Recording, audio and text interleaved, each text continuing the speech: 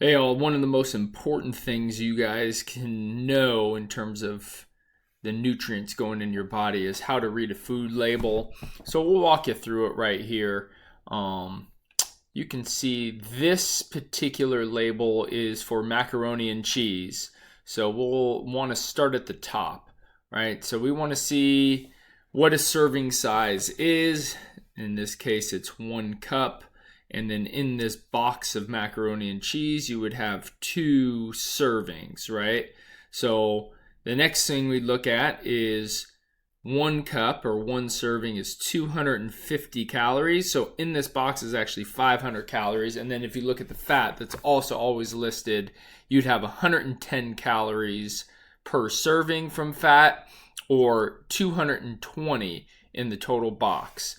And then here we can look in the yellow, right? The food labels will always give you the total amount of fat, right, in grams, and then it's going to give you the saturated fat, which is 3 grams here, and the trans fat, which is also 3 grams, right? Meaning that the remaining 6 grams of fat would come from either poly or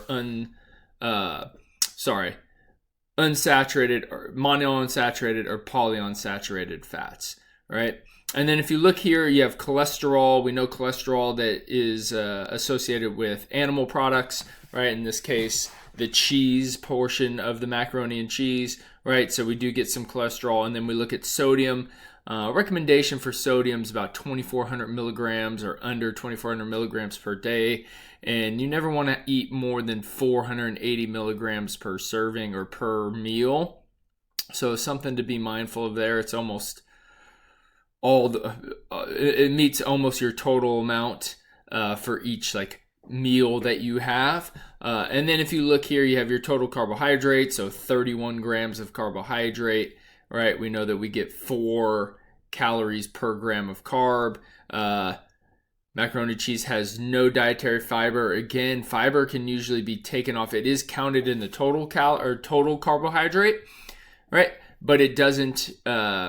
There's no nutrient value to us. So if you were looking at keto and trying to figure out how many grams of carbs you can take in, typically you would subtract the fiber from that. Just something to note. And then sugar. Sugar's always labeled, and then a lot of times it will also say added sugars, right? So you have your natural sugars, maybe from fructose, lactose, stuff along those lines, and then you have your added sugars, which is just a refined sugar, which we want to try to avoid, and then protein, right? So it's going to give you your 3 macronutrients. You'll see how it is. Usually if you're tracking your meals, that's enough.